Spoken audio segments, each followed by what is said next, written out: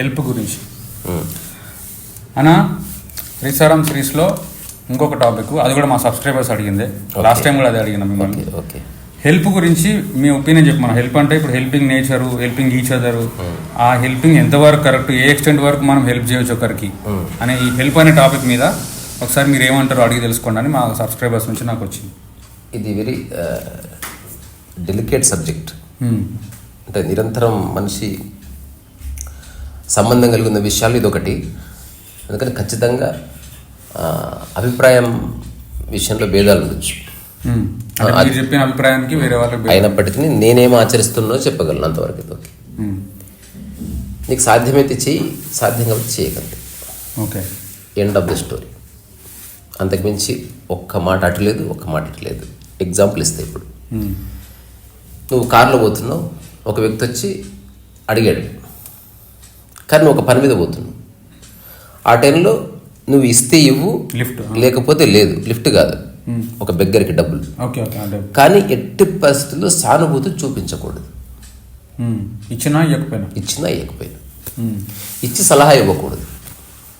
పని చేసుకోవచ్చు కదా అంతే. అంటే నువ్వేం చేస్తలేవు, జస్ట్ సందర్భం వస్తే నీవు సలహాలు ఇస్తావు. అట్లాగే నీకెవడన్నా సలహాలు ఇస్తే నువ్వు యాక్సెప్ట్ చేయగలుగుతావా? నువ్వు తీసుకోవు. సో వాడు అడిగాడు, ఒక 10 భోజనం చేస్తాను అంటే దున్నపోతులాగా ఉన్నావు, పని చేసుకుని బతుకొచ్చు కదా, ఈ న్యూసెన్స్ అంత అక్కర్లేదు. వాడు ఎక్కడి నుంచి వాడు ఆ ఒక కూడలో నిలబడి అడుక్కుంటున్నాడు. వాడికి శరీరం బాగున్నప్పటికీ వాడికి మనసు లేదేమో, కానీ ఆకలేమో అందరికి వస్తుంది. ఇది అర్థం చేసుకోకుండా జస్ట్ బాడీ బాగుంది కాబట్టి పని చేసుకో అంటే కుదరదు. ఇప్పుడు నేను ఇంట్లో పుస్తకాలు ఉంది, చదువుకోకుండా చదువుతావేంది? ఆసక్తి ఉండే సమయం ఉంది, లేని సమయం ఉంది. ఎప్పటికీ ఏమి చేయొద్దన్న భావనలు కలుగుతాయి ఓ టైంలో ఊరికి అట్లా కూర్చొని తిని పడుకోవాలనిపిస్తుంది. Existentially and psychologically many revolutions జరుగుతుంటాయి అంతర్గతంగా. కానీ ఆకలి అన్నది నిరంతరం తడుతుంటుంది కాబట్టి ఒకవేళ సహాయం అన్నది ఫుడ్ విషయంలో నిర్ద్వంద్వంగా చేయాలి. ఆర్థికపరమైనది అయితే నీకు సహాయపడే అవకాశం ఉంటే చేయాలి, లేకపోతే చేయకూడదు. కానీ ఎవరి మీద ఏ సానుభూతి అక్కర్లేదు. ఓకే, అది అట్లా కాకుండా ఇప్పుడు ఫ్రెండ్స్కి హెల్ప్ చేయడము అన్నిటికీ ఒకటే. ఉదాహరణకి ఎవరికో ఆర్థిక సమస్యలు వచ్చినాయి, వాళ్ళు పిలిచారు, నువ్వు సలహా ఇవ్వకు, సహాయము చేయకు, సానుభూతి అయితే చూపకు. సానుభూతి ఎక్స్పెక్ట్ చేస్తారు కదా, సానుభూతి చూపించాలని. నువ్వు చేయకు. నేను చెప్పేది నేనేం చేస్తున్నాను. సహాయం చెయ్యి, సహాయం చేయకుండా ఉండు. దీనికి ఒక మిత్రుడు ఒక గ్రేట్ జెస్చర్ నాకు చూపించాడు ఒకసారి. దీనివల్ల నాకు కొంచెం ఇంకా అసలు నా అనుభవం రిఫార్మ్ అయ్యేది, ఇంకొంచెం రిఫైన్ అయింది. అదేంటంటే ఒక చావుకి వెళ్ళాం. సో అందరూ తలా వంతు డబ్బు ఇస్తున్నారు, అతని దగ్గర ఏం లేవు. అతను వెంటనే డ్రమ్ము గుమ్ము చూసుకొని ఆ పక్కనే బోరింగ్ ఏదో ఉంటే ఆ డ్రమ్లో నీళ్ళు నింపేశాడు. అప్పుడు ఎవరో వచ్చి ఆపారు, బాబు అక్కర్లేదు మేము చేస్తామంటే, చూడండి సార్ తలా వంతు డబ్బులు ఇస్తున్నారు, నా దగ్గర ఒక్క పైసలు లేదు, నేను సంపాదించట్లేదు, నేనే ఒకరిని ఆధారపడి ఉన్నాను, కానీ ప్రస్తుతం శక్తి ఉంది, ప్రస్తుతం ఓపిక ఉంది, నీళ్ళు అవసరం మనందరికీ. అందుకని ఈ ఉన్న 2 రోజులు మీరు నీళ్ళ గురించి మర్చిపోండి. ఆ 2 రోజులు నీళ్ళ డబ్బా నుంచి పక్కకు జరగలేదు. అతను ఎంతమంది స్నానాలు చేసినా, ఎంతమంది కాళ్ళు కడుక్కున్నా, ఎంతమంది బట్టలు ఉతుక్కున్నా, ఆ 2 రోజులు ఎవరికి నీళ్ళ వల్ల ఇబ్బంది రాకుండా చూశాడు. రెండోది, థ్యాంక్స్ ఎక్స్పెక్ట్ చేయలేదు, నాకు సాధ్యమైన చేస్తున్నానండి అని చెప్పాడు, అంతే. దట్స్ నాకు చాలా ఎక్స్ట్రాడినరీ డెమాన్స్ట్రేషన్ అనిపించింది. ఒకవేళ నేను చేస్తే అట్లే చేస్తాను. మెచ్చుకోవడం కోసం చేయను, క్రెడిట్ కోసం చేయను, బ్రౌనీ పాయింట్స్ కోసం చేయను. నాకు సాధ్యమైతే చేస్తాను, లేకపోతే చేయను, అంతే తప్ప సానుభూతులు, గొప్ప గొప్ప లెక్చర్స్ దంచడాలు అట్లాంటివి ఏమీ లేవు. సానుభూతి చూపించొద్దు, కోరుకోవద్దు. నాకెవడో నేను శాండార్ 2009కి జస్ట్ దాటిన తర్వాత నా దగ్గర రూపాయి లేదు, నేను బాగున్నా అంతర్గత. I was so damn good. డబ్బు అవసరమైంది నాకు సిటీకి రావడానికి. ఎవరిని అడిగాను, ఒక few thousands కావాలి, వాళ్ళు ఒక సంపాదిస్తాను, ఆల్రెడీ సంపాదించిన అలవాటే, ఇప్పుడు చేయాలని లేదు, బట్ భవిష్యత్తులో సంపాదించినప్పుడు ఎప్పుడో ఇస్తాను, ఈ సంవత్సరంలో ఎప్పుడన్నా ఇవ్వచ్చు అని ఏదో చెప్పాను. వచ్చిన తర్వాత నేనేం చేసిన, దాన్ని పెట్టుకున్నా, అక్కడ పెట్టుకో, లోపల పెట్టుకో అని చెప్పాడు అతను. నేను తీసుకోవాలి, అతనికి ఇచ్చేసినంత. నువ్వు నాకు డబ్బు ఇచ్చావు, నేను నెక్స్ట్ గంట తర్వాత పోగొట్టుకున్నా, నీకు సంబంధం లేదు స్వామి. అంటే కానీ అట్లా చేస్తే యాటిట్యూడ్ అది నాకు అదనవసరం, నాకు వద్దు అది. వాడు రిక్వెస్ట్ చేసినా తీసుకోలేదు నేను. దయచేసి నాకు వద్దు, ఇంకా నాకు interest. Me point of view అర్థమైంది, కానీ అవతల పాయింట్ ఆఫ్ వ్యూ ఎవరేమనుకుంటాడో నాకు తెలియదు. అతను డబ్బు ఇచ్చాడు, నేను అతను తిరిగి ఇస్తాను. End of the story. మీకే జాగ్రత్తగా ఉండమని చెప్పిన కదా. నాకు వద్దు అంటే నేను అంటే అలాగని యాటిట్యూడ్ కాదు, అందరికీ తెలుసు. ఎవరు అనుకునే దాన్ని నేనేం చేయలేదు. ఇప్పుడు ఎవరు ఏమైనా అనుకోవచ్చు, అలాగని ఇంత హార్ష్గా ఏం చెప్పలేదు. సరే నేను నీ దగ్గర తీసుకోను, ఏమనుకోదని ఇచ్చేసి వచ్చినంత. ఓకే ఓకే, అదంటే నా హార్ష్గా చెప్పినాను అనుకుని నేను అట్లా అడిగాను. హార్ష్గా చెప్పలే, ఎవరికి హార్ష్గా చెప్పాను. ఓకే. సో అందుకని సహాయం అంటే అవసరం, మనందరం ఒకరి మీద ఒకరు ఆధారపడుందాం. ఇప్పుడు చాలా మంది సహాయం చేస్తున్నట్టు చేస్తారు, కానీ వాళ్ళు దానం చేస్తారు తెలియకుండా.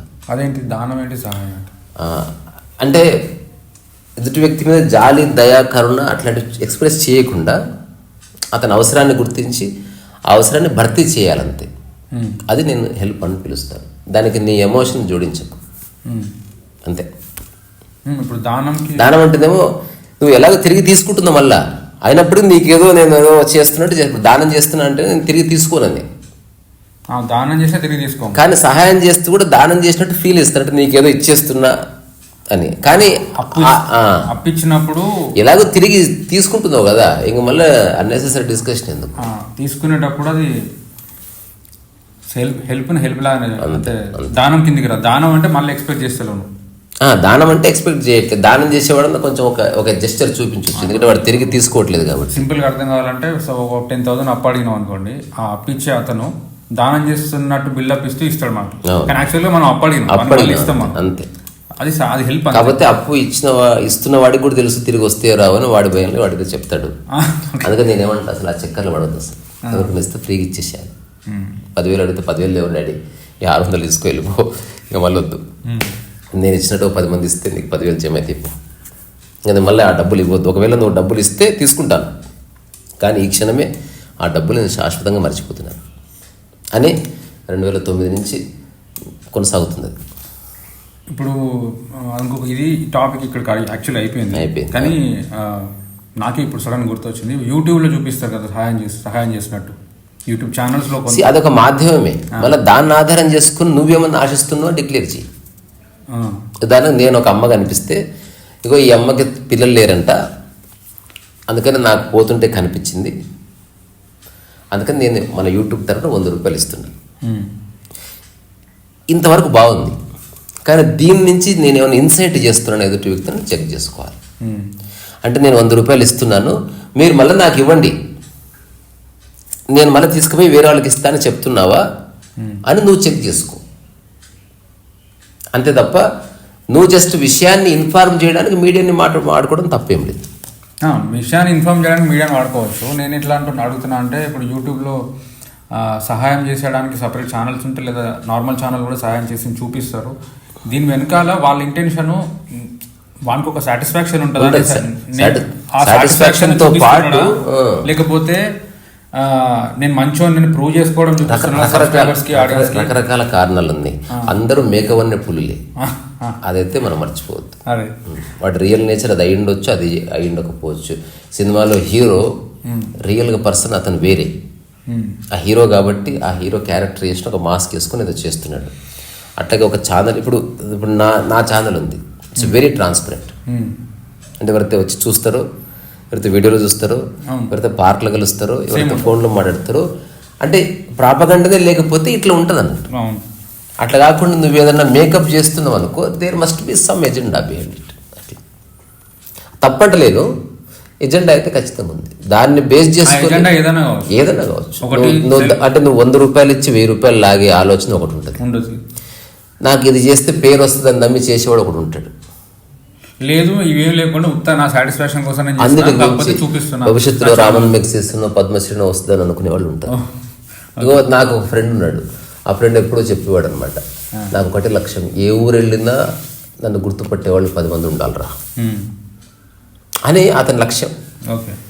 మరి నువ్వేమెంచుకున్నావు దానికి అంటే, మేము ఎర్లీ టైం మనకంత లోకజ్ఞానం లేదు కనుక అతను చెప్పిన మాట ఏంటంటే, ఆంధ్రజ్యోతి పేపర్ ఉంటుంది, లేదా సాక్షి పేపర్ ఉంటుంది, లేకపోతే ఈనాడు పేపర్ ఉంటుంది కదా, దాంట్లో కార్టూన్స్ వేస్తారు, అట్లా కథలకు ఇల్లస్ట్రేషన్స్ వేస్తారు. ఆ ఇల్లస్ట్రేషన్స్ వేసే వ్యక్తి నేను అనుకో. అప్పుడు ఆ పేపర్ అన్ని ఊర్లోకి వెళ్తుంది, అందుకని అన్ని ఊర్లో నాకు గుర్తుపడతారు. అప్పట్లో ఆ ఐడియా మా ఇద్దరికి టెరిఫిక్గా నచ్చింది, కానీ ఇప్పుడు తెలుస్తుంది that is the worst idea. ఎందుకంటే బొమ్మ చూస్తారు కానీ బొమ్మ అప్పుడు అంటే చర్చనే ఉండదు అసలు. అంటే తెలియక మనం చాలా చేస్తాం. తెలిసిందనుకో నువ్వు ఖచ్చితంగా ఈ ఎక్స్పెక్టేషన్ అనే ఏమీ లేకుండా వర్క్ జరుగుతుంది. When you really understand the essence of life. నువ్వు ఓన్లీ నీకు ఎంత సాధ్యమో అంత చేసి అక్కడితో నీ పని అయిపోయింది. అంతే. ఒక వ్యక్తి మెచ్చుకున్నా నువ్వేమో అని తిట్టవు, కానీ నీకు తెలుస్తుంటుంది అది. దానికోసం నువ్వు చేయలేదు, మెచ్చుకోవడం అంటే అతని గ్రేట్నెస్, మనకు సంబంధం లేదని నీకు అంతర్గతంగా ఒక వాడు వినిపిస్తుంటుంది. అట్లా. ఓకే. సో చిన్న టాపిక్ హెల్ప్ అనే టాపిక్ అడిగారు కాబట్టి